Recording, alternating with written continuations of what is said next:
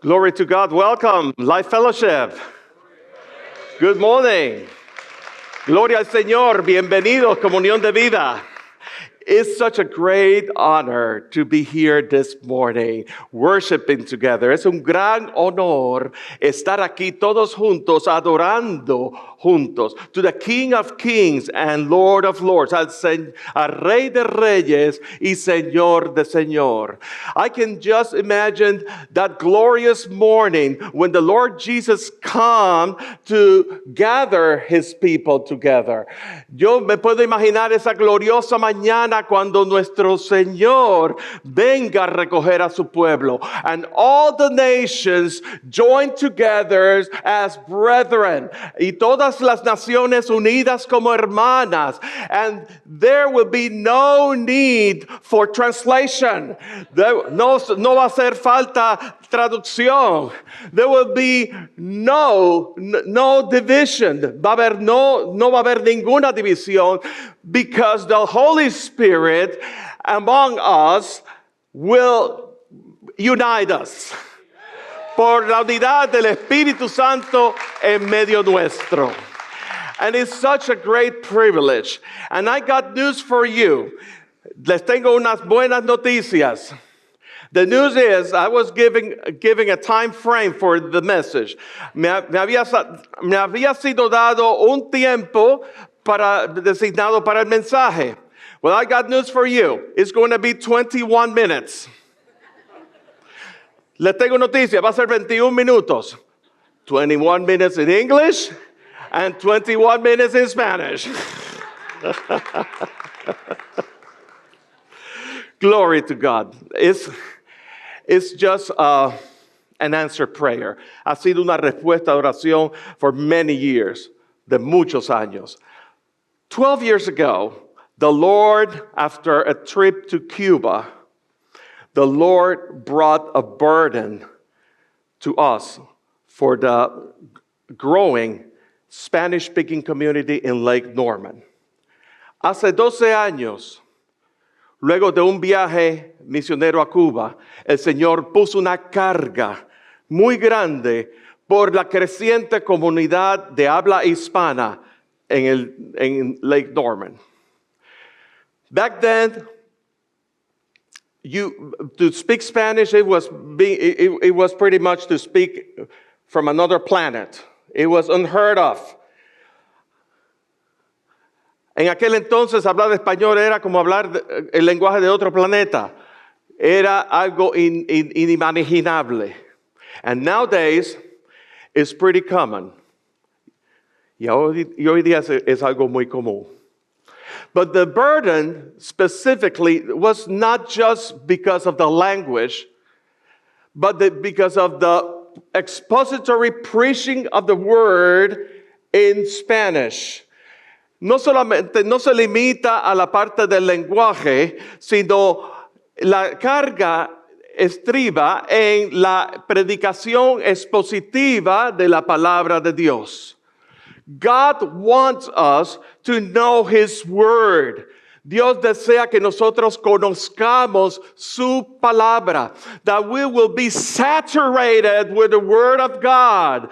Que seamos saturados por la palabra de Dios. It was some years before that burden, años antes de esa carga, an experience happened to me that was, I consider it a defining moment in my life.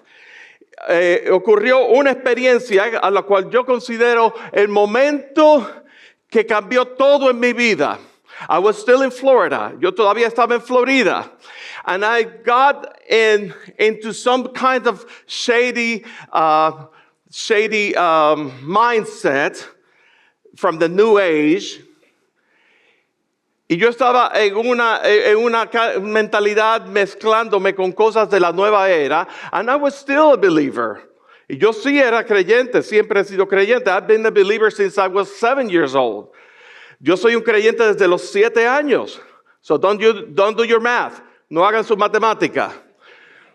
But there are some seasons in life that faith needs to be tried. Hay momentos en que la fe tiene que ser probada. And the truth needs to be grounded in your heart. Y la verdad tiene que ser arraigada en tu corazón. And then you understand. Y entonces tú lo comprendes. You see, we're used to knowledge, head knowledge. Estamos acostumbrados al conocimiento de cabeza. We are so used to works, walking in works, caminar en obras. But there is something that God wants to deal in our lives, and that has to do with our affection. Tiene que ver, hay algo que Dios quiere tratar en nuestras vidas y tiene que ver con nuestro afecto, our experience, nuestra experiencia. And I need water. And don't get it wrong. Experience-based gospel is dangerous too if we isolate it from the truth of the Word of God. Y no me lo tomen a mal. La experiencia sola, aislada de la palabra de Dios, es algo muy peligroso. So God had to deal with me at that specific moment in a period in my life where I literally lost everything. Dios tuvo que lidiar conmigo en un tiempo específico en mi vida donde literalmente lo perdí todo. I almost lost my family. Casi pierdo mi familia. I lost our finances. Perdí nuestras finanzas. Y todo ese tipo de cosas. And I was to start from ground zero, but God had to deal in my life. Pero era como empezar todo de nuevo, pero Dios tenía que tratar en mi vida, affirming the faith that I had professed when I was 7 years old, reafirmando aquella fe que yo había profesado cuando yo tenía 7 años, and now becoming reality. Y ahora tenía que hacerse realidad. And I want to bring to your attention today's message the title is The Church of the Living God. Y el título del mensaje de hoy es La Iglesia del Dios Viviente. And I want to bring to your attention to consider and ponder on this thought. A correct vision of God will lead to a correct relationship with God. Considera esto. Una visión correcta de Dios conducirá a una relación correcta con Dios. And our correct relationship with God will be transformational in our lives and in our culture. Y una relación correcta con Dios va a ser transformadora para nuestras vidas y para nuestra cultura. Now that sounds really deep. But I am not going to survey anybody here. Yo no voy a hacer ninguna encuesta aquí. But if we have a correct relationship with God, si tenemos una relación correcta con Dios, it's because we have a correct vision of God. Es porque tenemos una visión correcta de Dios. God revealed himself through the scriptures. Dios se revela a nosotros a través de las escrituras. And we live in a very pluralistic society with all different kinds of worldviews. Vivimos en una sociedad pluralista con distintos tipos de visiones del mundo, cosmovisiones. And we make adjustments y hacemos ajustes. And we may compromise or accommodate God to our own thinking. Y nosotros tendemos a acomodar a Dios a nuestro propio pensamiento. I don't know if that's true with you, but that was definitely, back then, that was true with me. Yo no sé si eso es cierto en ustedes, pero definitivamente en aquel entonces eso fue cierto en mí. And God has to break me.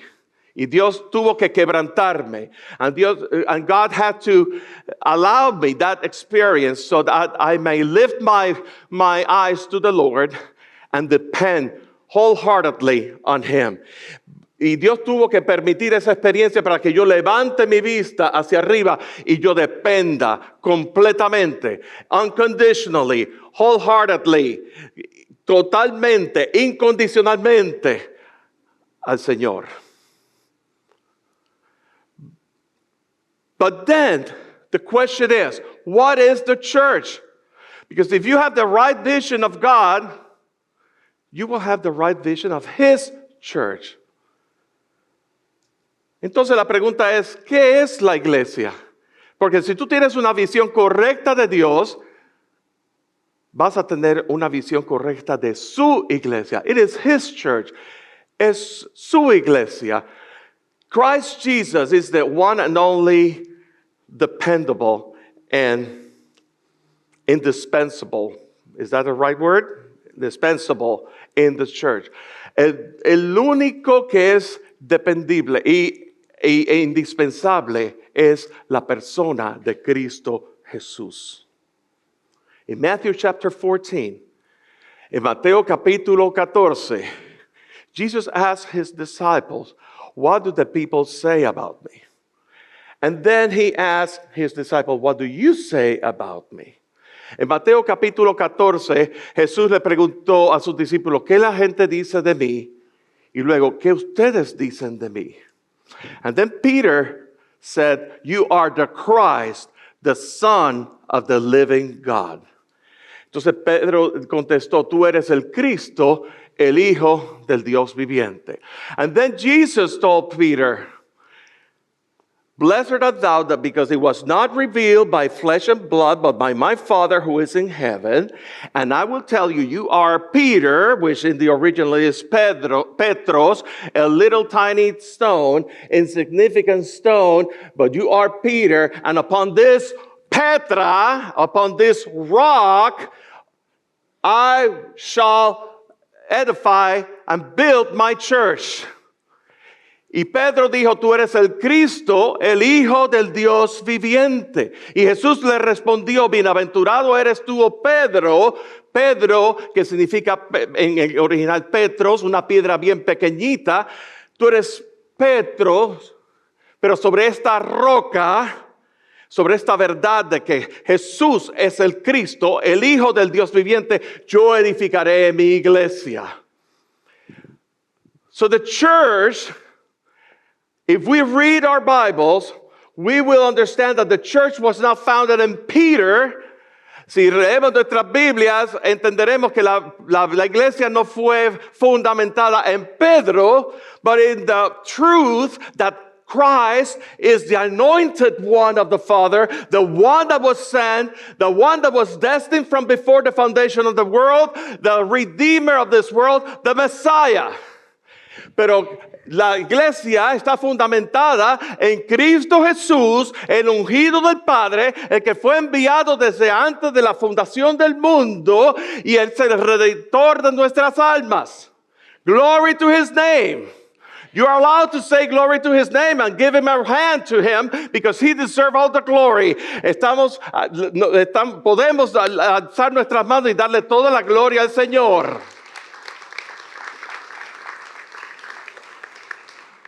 So now, going to our scripture today. And now, I have 14 minutes per language.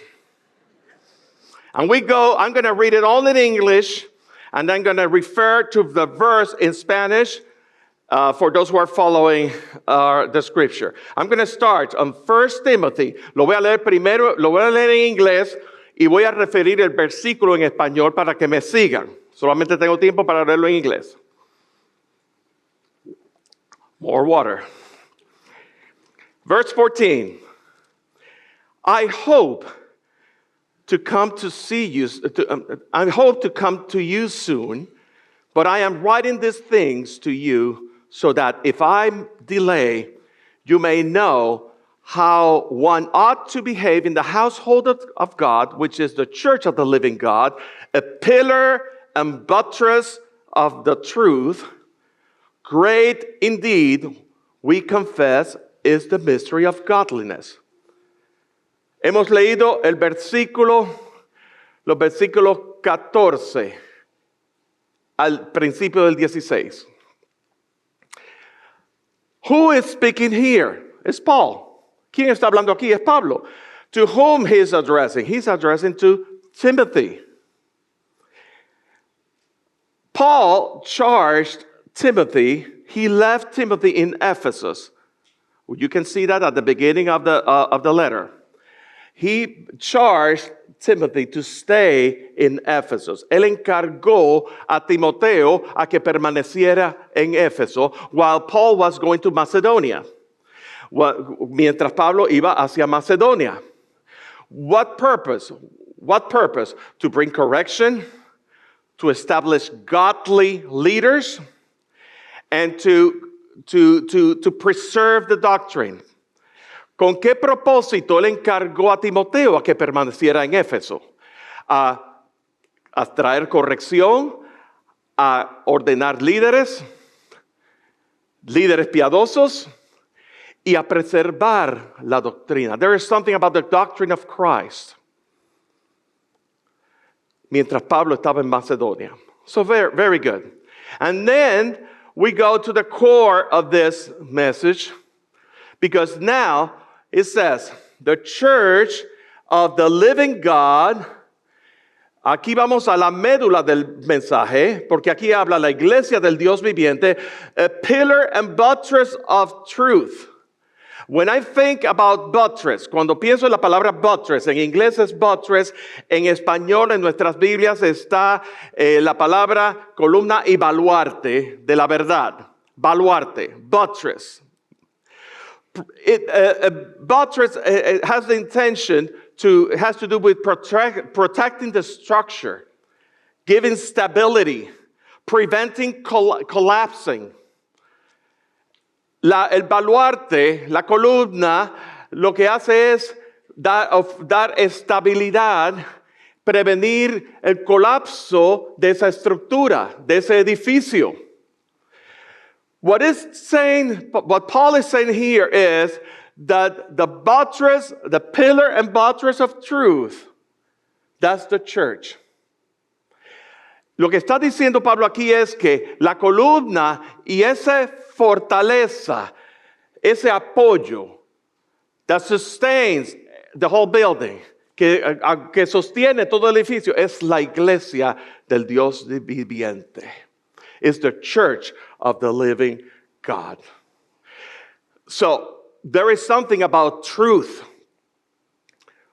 Hay algo acerca de la verdad.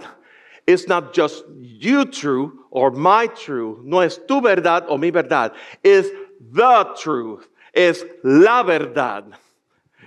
La verdad, the truth that it comes from the truth, the way, the truth, and life. Camino, verdad y vida in Christ Jesus. So Jesus is the foundation of the church. Cristo es el fundamento de la iglesia, edificado sobre la verdad, edified on the truth, and those are the pillars that will sustain the truth. What is the church really a movement?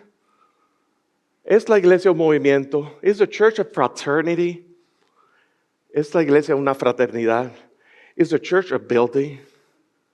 ¿Es la iglesia un edificio?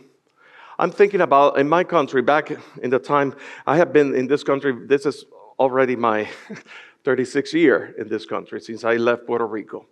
But back in Puerto Rico, when you see, este es mi año número 36 desde que me fui de Puerto Rico.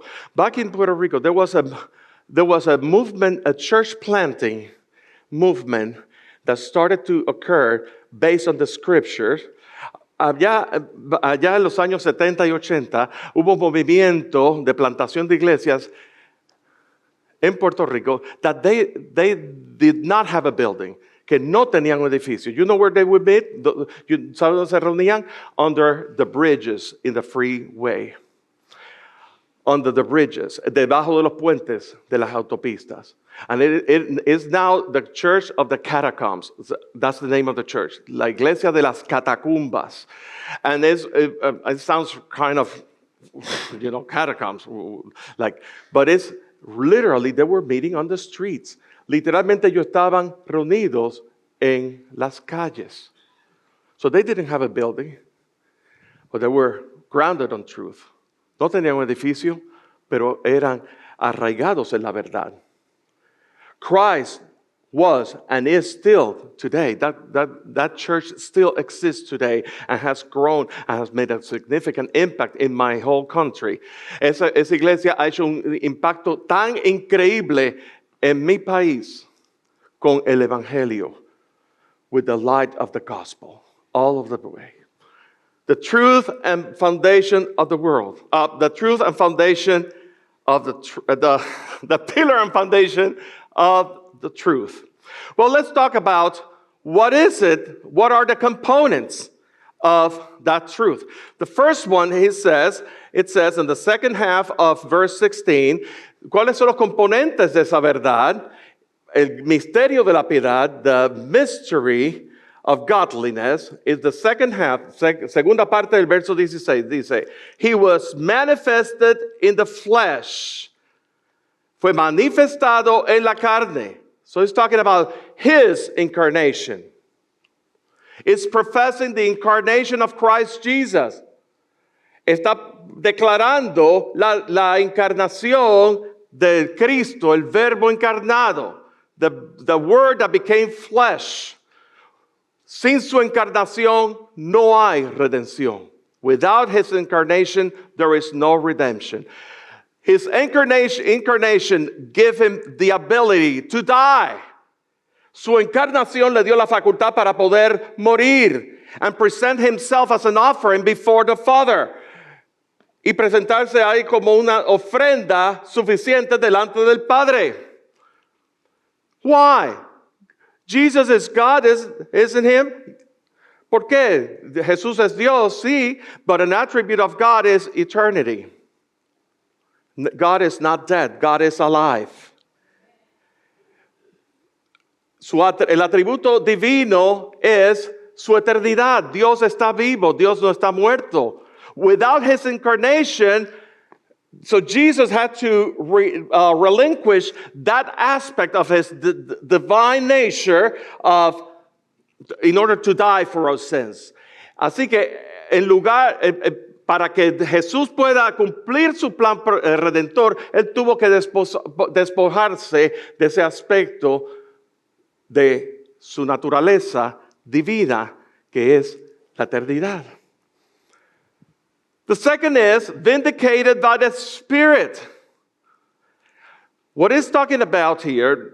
Segundo dice, justificado en el Espíritu. Are you following me? Justificado en Espíritu. So it has to do with his vindication, su vindicación. That means that when Jesus was in the midst of the Sanhedrin, cuando Jesús estaba en el medio del Sanhedrin, that he was accused, falsely accused, que fue falsamente acusado, he was vindicated, él fue vindicado, he was found innocent. Él fue hallado inocente. He who did not know sin, he became sin so that you and I become the righteousness of God. El que no conoció pecado, lo hizo pecado para que fuésemos justicia de Dios. So his vindication. Then the next one, seen by the angels, visto de los ángeles. And that reminds me about his testimony.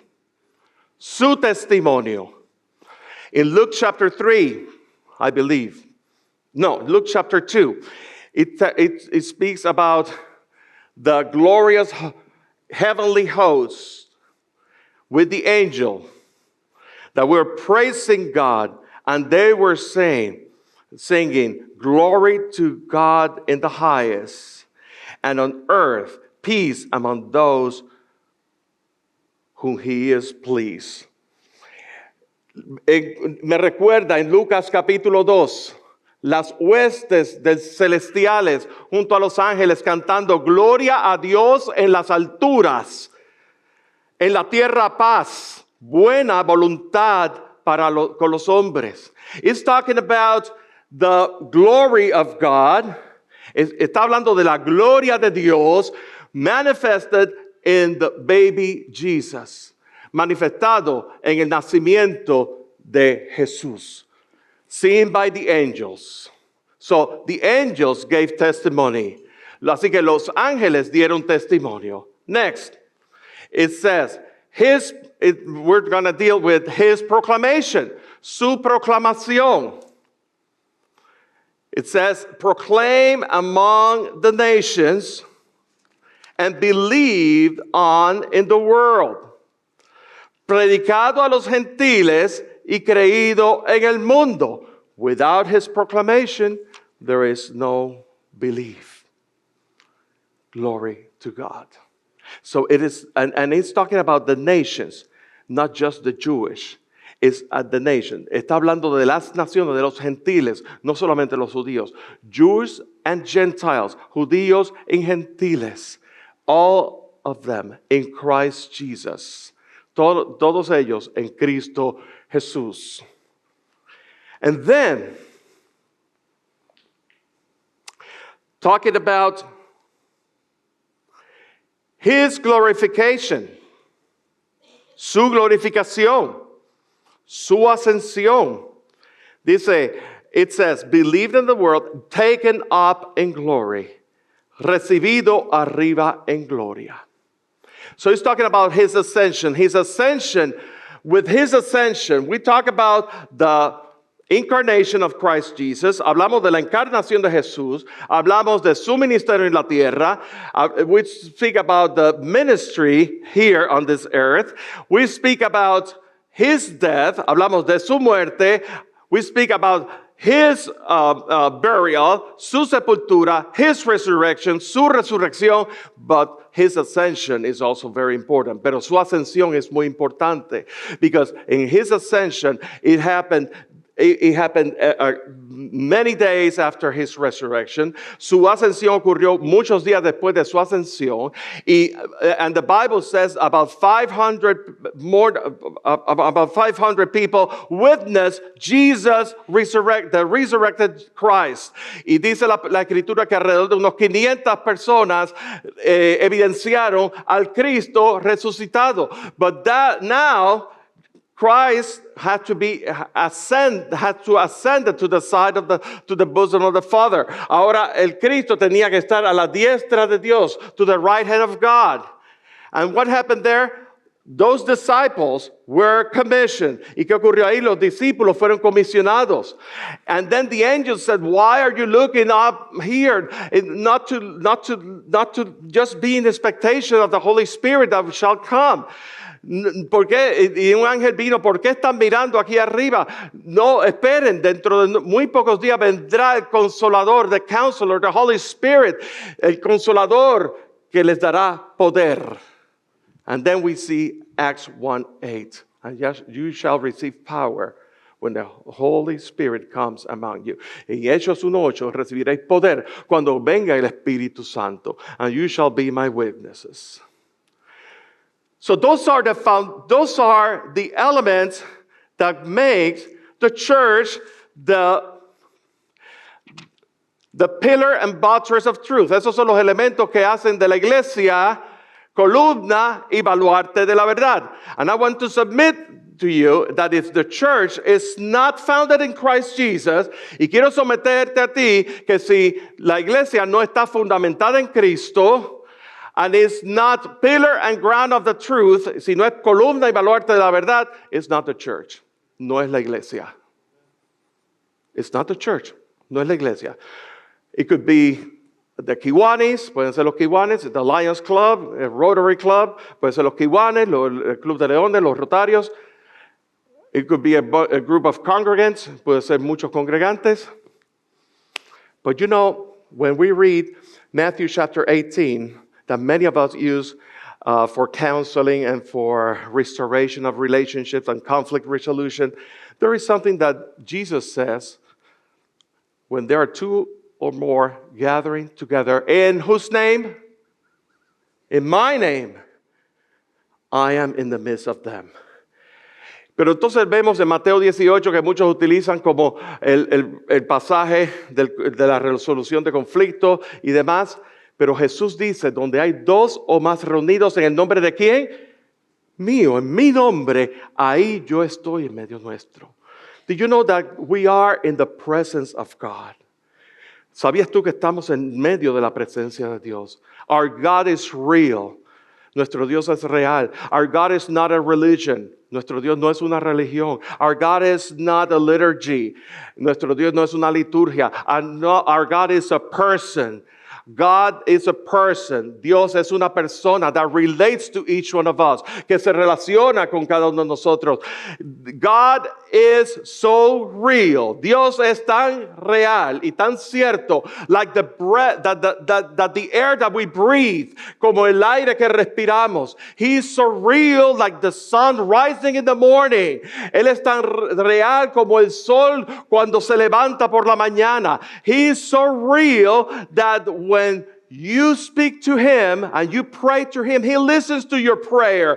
Él es tan real que cuando tú le hablas y tú oras, Él escucha tu oración. But I got news for you. He is so real that when He speaks to us, we can hear Him too. Él es tan real también que cuando Él nos habla le podemos oír. How can I hear the voice of the Lord? ¿Cómo puedo escuchar la voz del Señor? Through the Word of God. A través de la palabra de Dios. The Holy Spirit quickening the Word of God. El Espíritu Santo vivificando la palabra de Dios.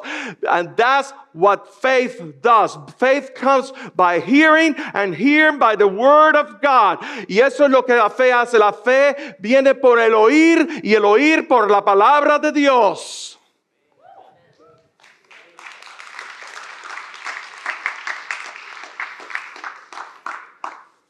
So then, what is the church? Based on the foundation, we lay the foundation. We lay the pillar and ground.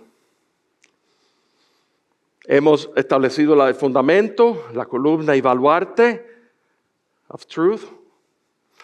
The Bible says that the church is a temple of God where the Spirit of God dwells in us and works in us.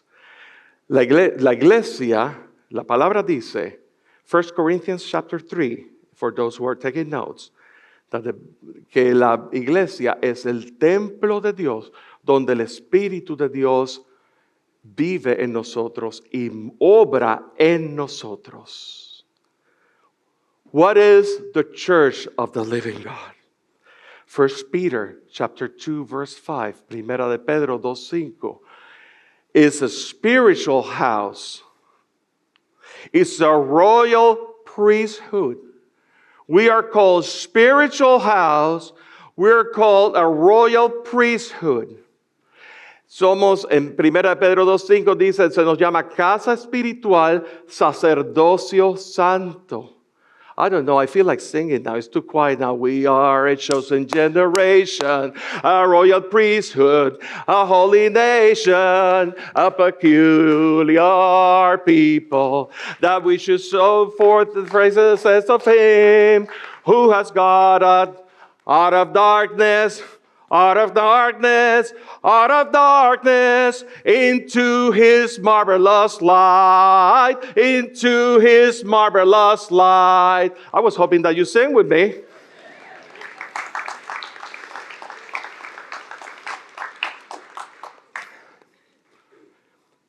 Somos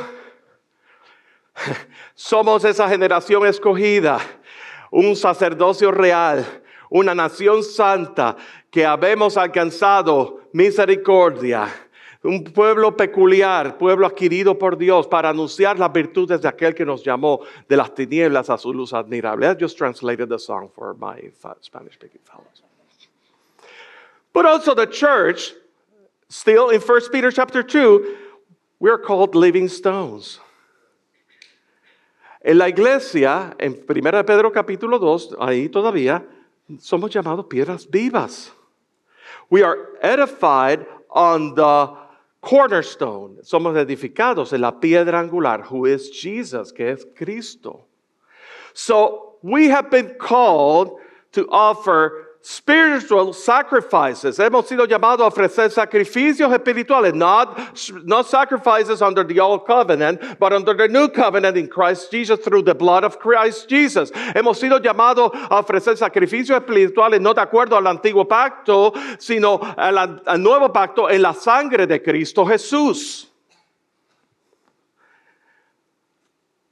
And then, this is another one. Ephesians chapter 2, verses 19 to 22. We are called the family of God. Today, the family of God are gathered together. Yes, our Latino, our Americans, our Afro-Americans, our Oriental, from all nations. We're gathered together as the family of God. Now, the Bible says that somos aquí la familia de Dios, Latinos, Afroamericanos, Caucasianos, de todas naciones, somos la familia de Dios. What is the common ground? What is it that unites us? ¿Qué es lo que nos une? La sangre de Cristo Jesús, the blood of Christ Jesus, the presence of the Holy Spirit among our midst. Oh, but the Bible says that too. In Ephesians chapter 2:19, we are not strangers and foreigners. We are citizens. We are citizens. We are citizens. This is our path for citizenship, guys. We are citizens and members of the family of God. No somos más extranjeros ni advenedizos, sino conciudadanos. Ese es el paso hacia la ciudadanía. Ciudadanía, miembros de la familia de Dios. Established under the foundation which is Christ Jesus. Establecidos en el fundamento que es Cristo Jesús. And we should rejoice. Now, I told you that we have 21 minutes in English and 21 minutes in Spanish, right? But that brings us with a challenge. And the challenge is, Jesus is everything that our lives that we need. We are completed in Christ Jesus. Cristo es todo lo que nosotros necesitamos. En Cristo estamos completos. That is a declaration. It says in Colossians chapter 1. But also, it says, in Christ Jesus, we have completion of everything. Everything that our lives, that surrounds our lives, and everything that has to do with the working out of the kingdom of God. En Christ Jesus we are complete. En Cristo Jesús tenemos la plenitud de todo lo que Él comprende su reino. The proclamation of His kingdom. The proclamation of His kingdom is not limited. La proclamación de su reino no se limita. The proclamation of His kingdom is His kingdom, and He has pleased God to use vessels, you and I, His body, to proclaim Him. Le ha placido a Dios usar vasijas, a ti y a mí, para proclamar su reino. Jesus is Him who fulfill all in all. Jesús es aquel que todo lo llena en todo. As the musicians come forward to stage and we wrap up today's message, mientras los músicos vienen hacia adelante y comenzamos allá cerrando, yo quiero que tú consideres, I want you to consider, where is your dependence? Where is your vision? How is your relationship with God? How is that relationship with God transforming your life? Really transforming the core of your life. And therefore, transforming the culture. Yo quiero traer a tu consideración cómo es tu dependencia de Dios. Cómo es tu visión de Dios. Cuán correcta es tu relación con Dios. Cuán transformadora es esa relación con Dios. A tu vida y a la cultura. You see, a correct vision of God will lead to a correct relationship with God. And a correct relationship with God will be transformational in our lives and in our culture. La visión correcta de Dios va a conllevar a una relación correcta con Dios. Y una relación correcta con Dios va a ser transformadora a nuestras vidas y a la cultura. If we bow our heads. Father, we just come before you at this moment. Venimos delante de ti en esta hora. Creyéndote solamente a ti, Señor. Believing only you, Lord. That everything, whatever is impossible for man, is possible for you. Que todo lo que es imposible para el hombre es posible para ti. Father, I just pray that by the power of your word and your Holy Spirit quickening your word and revealing your word to us. Señor, yo te pido que por el poder de tu Espíritu Santo vivificando y revelando tu palabra a nosotros, that you make us sensitive to your voice, que nos hagas sensibles a tu voz, to dismantle any trace of our present culture at this moment, que tú desmanteles y destruyas todo vestigio de la cultura presente, and that you establish yourself, que tú te establezcas a ti mismo as the center and the core of our lives, como el centro y la médula de nuestras vidas. And that takes surrender. Y eso lleva una rendición. Oh Señor, que podamos rendirnos a ti, that we may surrender to you. Unto Jesus I surrender all to you. Ante Cristo yo me rindo a Él. In the name of Jesus, en el nombre de Cristo Jesús. Amén.